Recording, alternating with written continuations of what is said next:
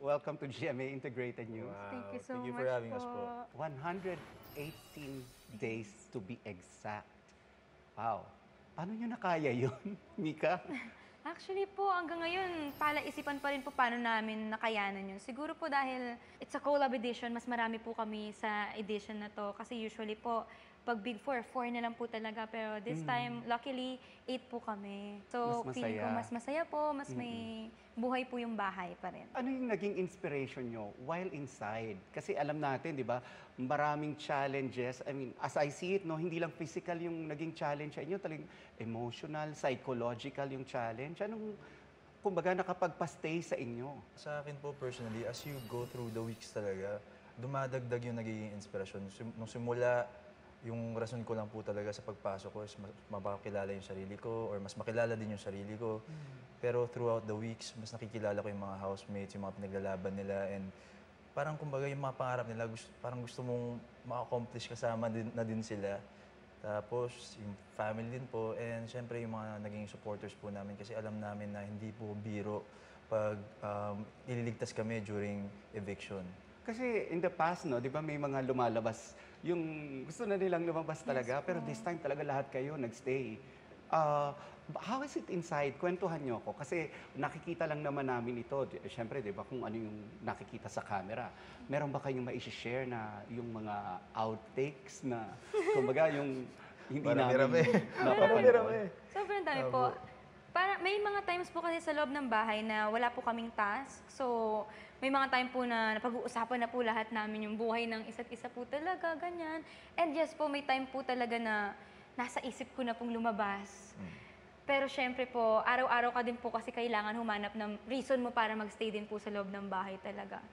You have to keep your sanity po talaga kasi ang hirap po, wala ka pong idea sa nangyayari sa labas, and that alone can drive you crazy po talaga inside the house. As for me, siguro marami talagang times. Lagi namin pinag-uusapan ni Mika, tara, uwi na tayo. Parang may mga moments po kaming ganun. Pero yun nga, dahil nga sa dami ng pinaglalaban namin, hindi na lang pansarili. Parang we don't wanna be selfish also na ang daming pangarap, nangangarap na makapasok sa PBB. Tas we don't wanna waste that opportunity na dahil lang napanghihinaan kami ng loob. Nung pumasok kayo doon sa PBB house, meron na ba kayong kumbaga na ako yung mananalo? Probably a vision board or probably sinasabi nyo talaga, hindi, gagalingan ko talaga para ako yung manalo. O you're just along, you know, going along with the ride. Ako po, since pangarap po siya simula bata, no, kung dati po tatanungin ako, oo. Pero ngayon po kasi, yung edition po na to, nung pagpasok ko po, wala po talaga sa isip ko. Like, hindi ko po, alam ko pong walang pag-asa bago po pumasok. At ang goal ko lang po talaga kasi is pakilala po yung sarili ko and mapakita po talaga ko sino ako. Kaya hindi ko po in-expect na andito po kami ngayon na big winner po. Para, sinabi mo rin niya kanina, no, para makilala niyo yung sarili. Ano yung nalaman niyo or natuklasan niyo sa sarili ninyo sa pagpasok niyo, sa pagiging housemate ninyo? Sa akin, yung pakikipagkapwa po talaga. Yun po talaga, before pa pumasok, yun yung tingin kong nahihirapan talaga ako kasi sobrang introvert po ako. Nasanay po talaga ako mag-isa. I've been living alone for 11 years. So, having to live with 16 people in the same house, sabi ko, kakayanin ko ba to? Pero surprisingly, umabot po ako ng 4 na buwan na wala akong nakaaway talaga masyado. Take us back to that moment. Ano yung feeling na nung unang-unang beses kayong pumasok? Siyempre, I mean, some of yung housemates, dun yung palang first time makikilala eh, di ba? And you don't know what's going to happen. Noong una po, ang nasa isip ko talaga, grabe ang dami namin mabubuhay sa isang bahay, paano ako makakasurvive? Yun po talaga nasa isip ko. Tapos sobrang dami pong ilaw. Hindi ko po alam paano mahasanay sa dami ng ilaw po, even sa pagtulog. Yun po talaga, pinaka nasa isip ko po nung paano ako magsisimulang kausapin or buksan yung sarili ko sa lahat ng taong nandito sa loob ng bahay. Ikaw, Bren. Yun nga po, as I've mentioned earlier, yung nga po, pagiging introvert ko, tingin ko sobrang mag-struggle talaga ako doon. So parang I made sure to make the extra effort na kausapin talaga kahit nahihirapan ako. Yun yung goal ko na at least man lang makapag-open up ako sa kanila ng paunti-unti. So, double time ka kasi Opo, si Mika kailangan hindi naman kasi, introvert ito eh. oo. May time po. Pero may time po nung simula po, pareho po talaga kami Ano ko, tahimik. ambivert, ano? Yung pagdalawa, Oo. yung pag, ano. Pero ikaw talagang true and true, introvert Yes ka po, talaga. opo. Kaya, Ang hirap. wala, hirap talaga. Sabi ko nga, yung PBB, parang sinabi na rin po siya sa akin na hindi talaga siya pang introvert. Kasi kailangan ma-gets ka agad ng mga tao eh. Kung wala kang pinapakita, paano ka nila maintindihan? Kaya it was really a struggle po, lalo na in the beginning. Anong na-discover mo sa sarili mo? Kung paano po talaga kontrolin yung emotions po sa loob ng bahay. Kasi po sa loob ng bahay ni Kuya, wala ka pong ibang pwedeng gawin or wala ka pong distraction na pwedeng gamitin para takbuhan yung mga emotions mo. So, doon po talaga, makikilala mo po talaga yung sarili mo. Like kung paano po ikaw pag malungkot. I'm highly sensitive person po talaga. Opo, totoo. Kasi sa labas, sa pamilya ko po, sa mga kaibigan ko, kailangan ako po lagi yung malakas. Malakas po, strong personality. Pero kaya mo po pala maging sensitive at the same time, strong yung personality mo. So, yun po yung na-discover. Natawa ka, Brent, nung sinabi niya na gano'n. Bakit? Kasi may time po talaga, nung first time namin maging duos, everyday po talaga, Sir Nelson, walang palya, iyak talaga siya. So doon ko nasabi na yung malalim siyang makaramdam. Kaya yung pagiging sensitive niya, I think para sa kanya, Deeply mali. feeling Oo, person. pero tingin ko yun yung talagang isa sa rason kung bakit tumagal kami ng ganun. How did you take care of each other para, para hindi tayo yung, kumbaga, of course, aside from this is a reality show, this is also a competition. So, paano ninyo naprotektahan yung isa't isa? Sa amin po, hindi po naging mahirap protektahan yung isa't isa sa amin kasi parang, sa totoo po, nung una po, ang sabi nga po namin, para kaming tumitingin sa salamin. Kasi parang kilala na po namin yung isa't isa kasi nakaka-relate po kami sa isa't isa. So, in that way po, feeling ko, naging madali pong protektahan yung isa't isa sa amin. Meron ba kayong naging conversation na parang probably secret conversation na ito yung game plan natin, ganito yung gagawin natin? Siguro kung may naging game plan man po kami, kasi all throughout, paikot-ikot po kami na nagiging duos eh. So lagi lang namin sinasabi sa isa't isa, alagaan mo yung duo ko. Sinasabihan po namin yung naging, kuwari, si Mika, may time po na may nakaduo ko, na ikaw bahala dyan sa duo ko. Kasi end goal po talaga namin doon, kami yung Kami maging gusto namin final maging duo final po duo. Talaga. Kaya, And finally, no? Yun. Kayo yung naging final duo at kayo pa yung naging grand winner. Were you expecting that? Kasi parang nung tinawag yung Chares, no?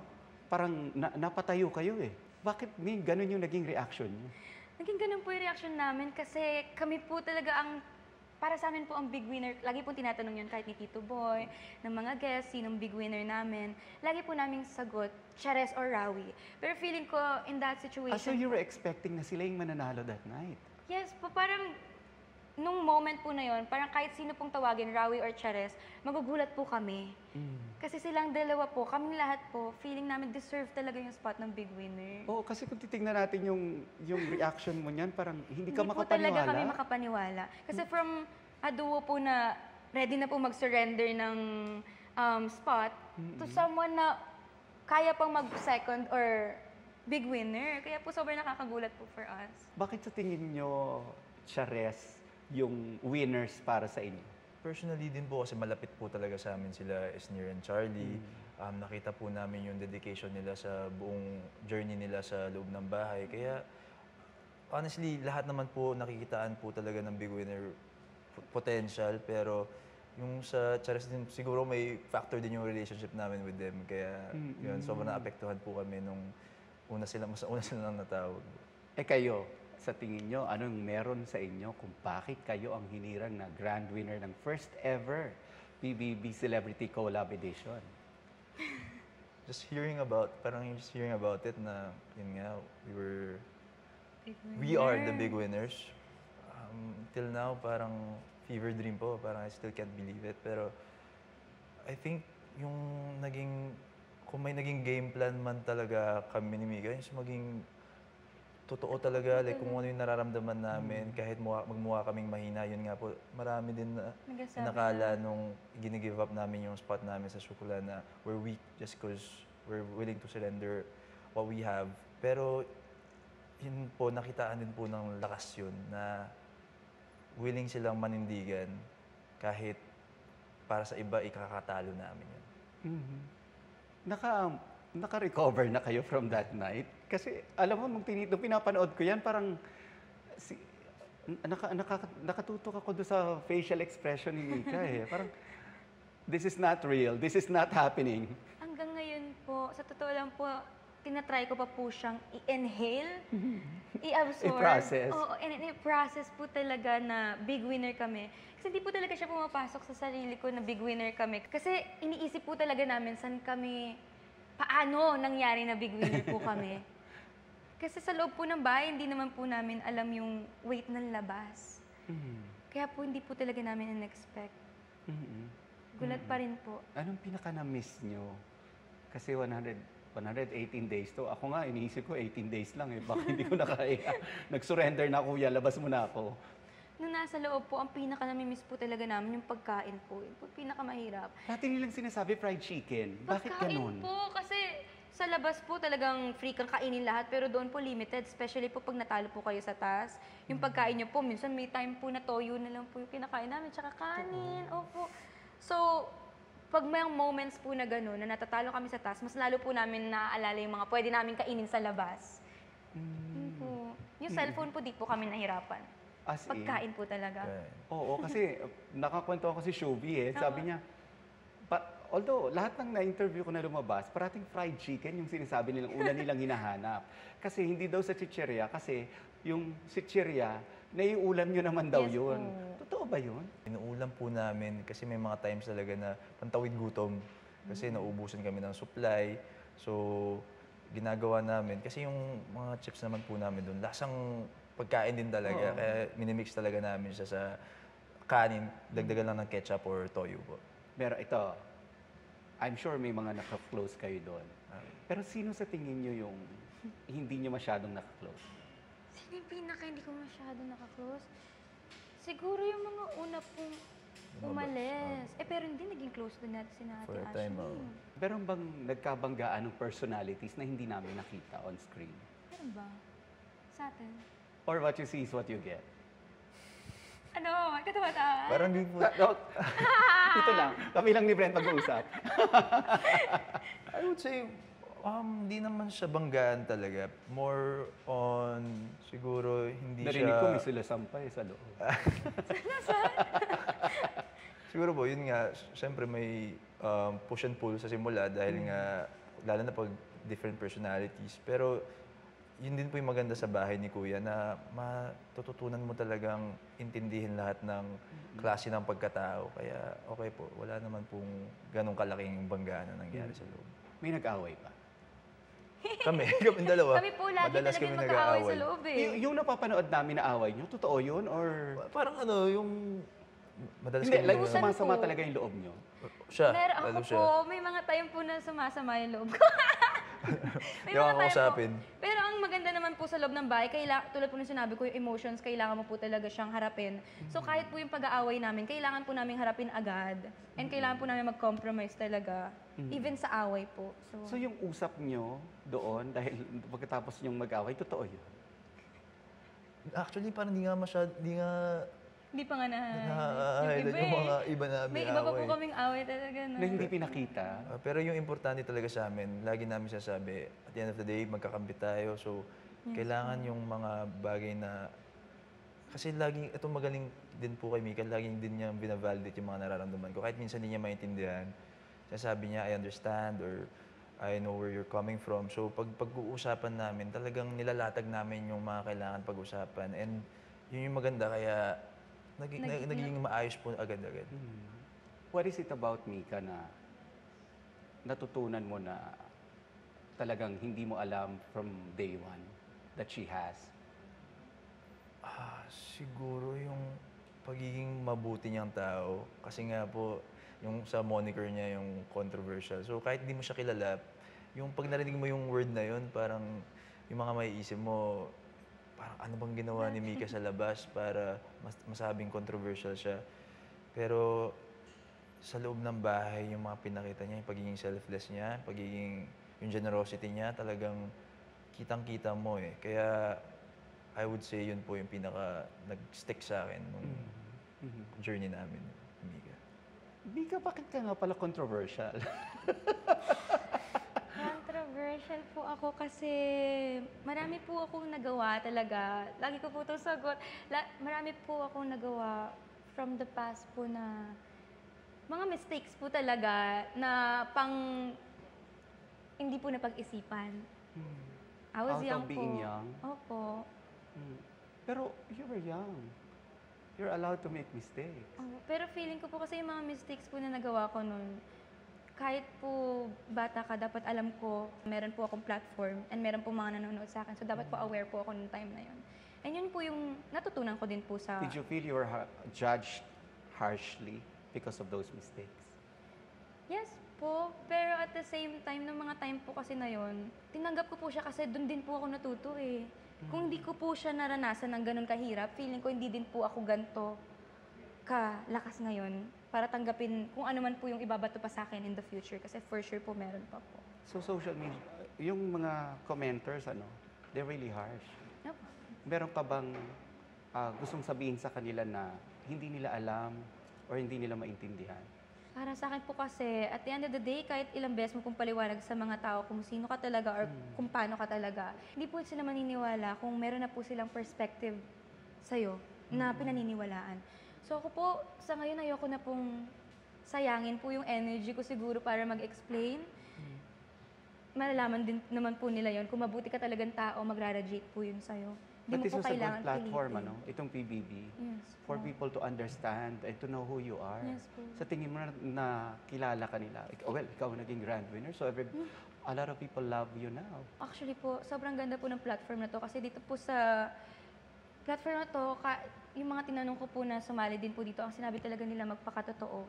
And yun po yung maganda sa kanya. As long as you're true, wala kang kailangan sundan na script, wala kang kailangan sundan na magtuturo sa'yo kung anong dapat gawin. So kung ano makikita nila sa'yo, yun talaga ikaw.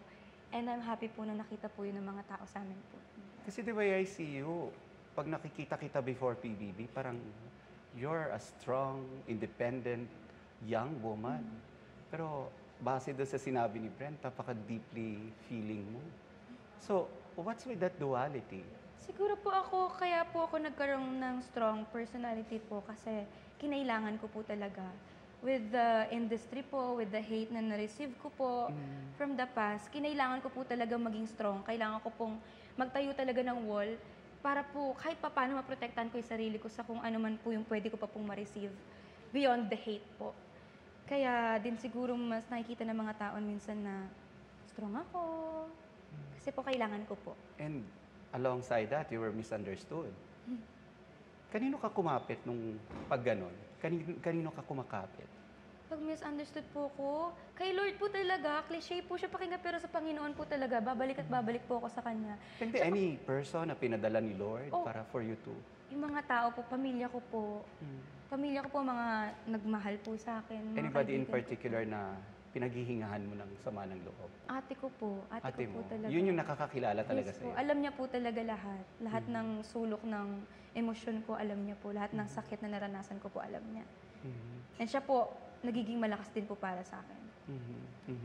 And she never judged you. Never po. You have a message to your ate? Naiiyak. Alam po yun ng ate ko na mahal ko po siya. And salamat sa kanya kasi kada taon nakaka-stay ako dahil sa kanya. Napo-prolong ako dahil sa kanya. And so, it feels good to have somebody, no? Yes po. Na kilala ka, kahit na hindi ka kilala ng buong mundo. Basta may isa po talaga. Basta may isa. And you're loved. Ang dami nagmamahal sa iyo ngayon. Thank you po. Thank you po.